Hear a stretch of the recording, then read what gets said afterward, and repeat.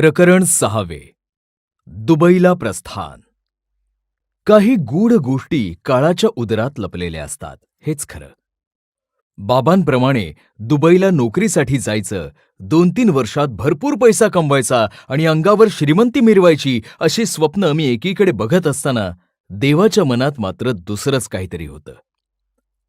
आयुष्यभर नोकरदार म्हणून राहिलेल्या माझ्या बाबांच्या मनात एका साध्या निरीक्षणामुळे व्यवसायाचं बीज पडलं, तेही निवृत्तीनंतर. आपल्या बेधडक स्वभावाला अनुसरून त्यांनी ती कल्पना प्रत्यक्षात उतरवली आणि त्यांच्या या धाडसामुळे मीही आपोआप व्यवसायात ओढला गेलो. बाबांचा व्यवसायात प्रवेश. बाबांच्या हवाई दलातल्या नोकरीचा त्यांना आणि त्यांच्यामुळे आम्हालाही एक फायदा झाला होता. भारतातल्या विविध प्रांतातले लोक मिलिटरी कॅम्पसमध्ये शेजारीच असल्याने आम्ही या बहुभाषक एकात्मिक संस्कृतीला चांगलीच सरावलो होतो. दुबईतही नोकरी करताना बाबांनी वेगवेगळ्या प्रांतांचे खूप मित्र जोडले होते. त्यांच्याशी बोलताना एक गोष्ट बाबांच्या लक्षात आली, ती म्हणजे दुबईत नोकरीसाठी गेलेल्या भारतीयांचे, त्यातही दक्षिण भारतीय लोकांचे खाण्यापिण्याचे फारसे हाल होत नसत. कारण एकतर दक्षिण भारतातल्या 4ही राज्यांच्या खाण्यात इडली, डोसे, वडे, भात, सांबार, पापड, चटण्या आणि लोणची हे पदार्थ सामायिक असतात आणि त्यांचे मसाले एकमेकांना बऱ्यापैकी चालू शकतात. दुसरी अनुकूल गोष्ट म्हणजे आखाती देशात नोकरीसाठी जाणाऱ्यांमध्ये केरळी लोकांचे प्रमाण लक्षणीय आहे. हे केरळी लोक जेव्हा भारतात जायचे तेव्हा तिथून आपल्या दाक्षिणात्य मित्रांसाठी तयार पिठं, मसाले, लोणची, चटण्या अशा वस्तू आठवणीने सोबत आणायचे. मात्र मराठी, सिंधी, पंजाबी किंवा उत्तर भारतातल्या लोकांना त्यांच्या सवयीचे असलेले अनेक पदार्थ त्यावेळी सहजासहजी उपलब्ध नव्हते. मराठी लोकांना मेथकूट, भाजणी, मोदकाची खास पिठी हे पदार्थ लागायचे. पंजाबी लोकांना किंवा उत्तर भारतीयांना त्यांच्या आवडीच्या पापड लोणच्या बरोबरच त्यांचे मसालेही लागायचे. सर्व भारतीयांच्या गरजा एकाच ठिकाणी पूर्ण होतील असं एकही दुकान दुबईत नव्हतं. ही त्रुटी म्हणा किंवा संधी, ती माझ्या बाबांनी हेरली. तेव्हा त्यांना मनोमन असंही वाटलं की असं दुकान जर आपण काढलं तर त्याला चांगला प्रतिसाद मिळेल. कंपनीकडे बांधकामाची जबाबदारी असलेलं आणि कंपनीने बाबांकडे सोपवलेलं पोर्टच्या उभारणीचं काम एव्हाना पूर्ण झाल्याने बाबांची नोकरी संपुष्टात आली होती. 20 वर्षांहून अधिक काळ नोकऱ्या करण्यात घालवल्याने बाबांना आणखी एखादी नवी नोकरी करण्यात किंवा भारतात परतून स्वस्थ बसण्यात रस नव्हता. ब्रिटिश कंपनीतल्या पगारातून त्यांनी समाधानकारक बचत केली होती. ही सर्व पुंजी गुंतवून बाबांनी बार दुबई या भागात दुकानासाठी एक लहानशी जागा भाड्याने घेतली.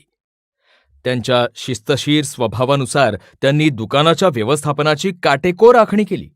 या धंद्याला त्यांनी दिलेलं अल अदिल ट्रेडिंग कंपनी हे नावही समर्पक होतं.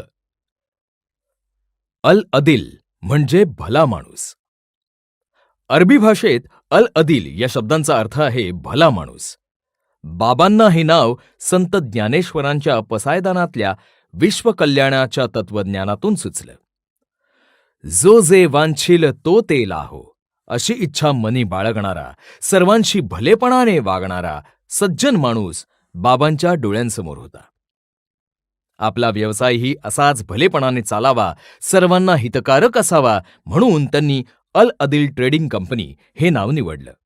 त्याचबरोबर ते नाव तिथल्या स्थानिक लोकांनाही परिचित असावं, हाही उद्देश होताच.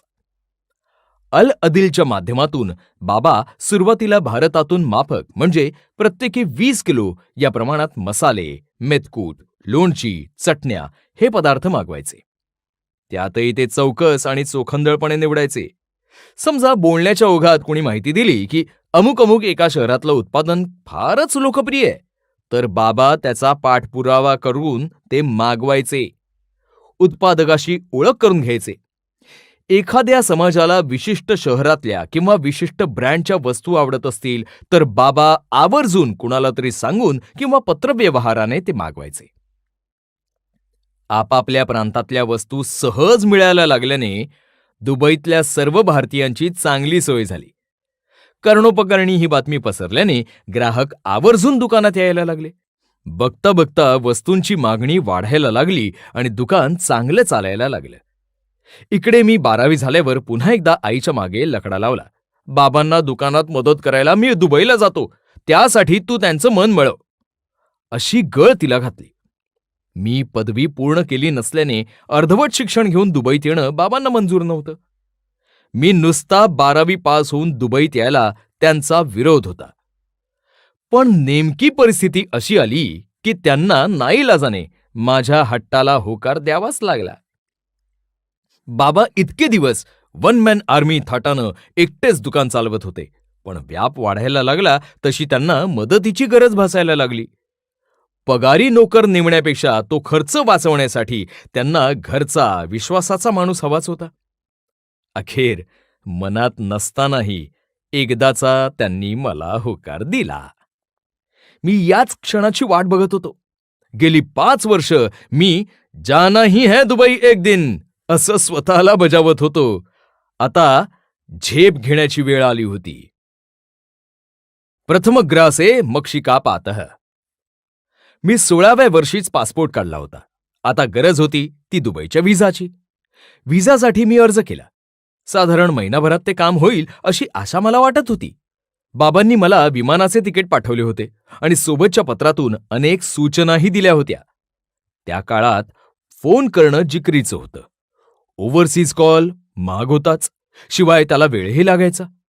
बाबांच्या सांगण्यानुसार मी प्रवासाची तयारी करत होतो. तेवढ्यात अचानक माझ्या पुढे एक विघ्न उभं राहिलं. इमिग्रेशन ऑफिसला माझ्या कागदपत्रांबाबत शंका आली. पासपोर्टमध्ये प्रोफेशन या कॉलममध्ये मी प्रायव्हेट सर्व्हिस, खाजगी नोकरी असं लिहिलं होतं आणि व्हिसासाठी केलेल्या अर्जात मात्र मी सेल्समन, विक्रेता असं लिहिलं होतं. पासपोर्ट काढून 4 वर्ष होऊन गेल्याने हा तपशील बिनचूक लिहायला मी विसरलो. व्हिसा नाकारला गेला असता तर मी केलेल्या सगळ्या मेहनतीवर पाणी पडलं असतं. इमिग्रेशन प्रक्रियेची पूर्ण माहिती नसल्याने माझी एकच धावपळ उडाली.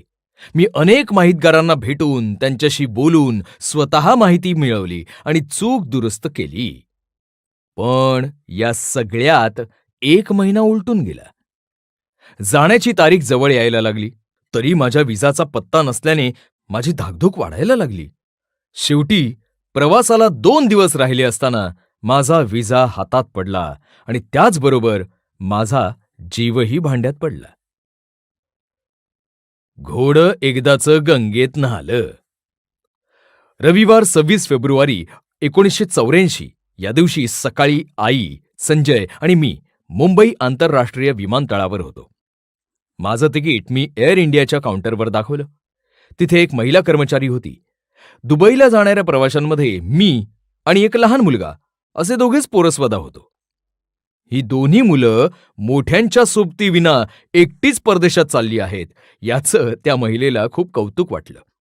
मुलांच्या मायेपोटी सरप्राईज गिफ्ट म्हणून तिने आम्हा दोघांच्या तिकिटावरला इकॉनॉमी क्लास अपग्रेड करून तिने बिझनेस क्लास केला होता. या भेटीचं महत्त्व विमानात गेल्यावर मला समजलं. बिझनेस क्लासची आसनं जास्त आरामदायी तर होतीच, शिवाय या वर्गातल्या प्रवाशांना दिली जाणारी सेवाही विशेष अगत्याची आणि उच्च दर्जाची होती. जेवणाखेरीज चीज, चॉकलेटचे अनेक प्रकार आमच्या पुढ्यात येत होते, जे मी याआधी कधीच चाखले नव्हते. मुंबई ते दुबई हा 3 तासांचा प्रवास खरोखरच सुखावह झाला. विमानात मी दिवास्वप्नात गुंग होतो. दुबईला जायचं, बाबांना दुकानात मदत करायची, चिक्कार नफा मिळवायचा, भारतात परतताना उंची कपडे, रिस्ट वॉच, टेप रेकॉर्डर, सोन्याचे दागिने हे सारं घेऊन यायचं. मग लोक आपल्याला धनंजय शेठ म्हणून ओळखणार, आपण झटपट श्रीमंत होणार, अशी भन्नाट बालिश दिवास्वप्न मी बघत होतो आणि त्याचवेळी पी हळद हो गोरी या माझ्या उतावीळपणाला देव मनापासून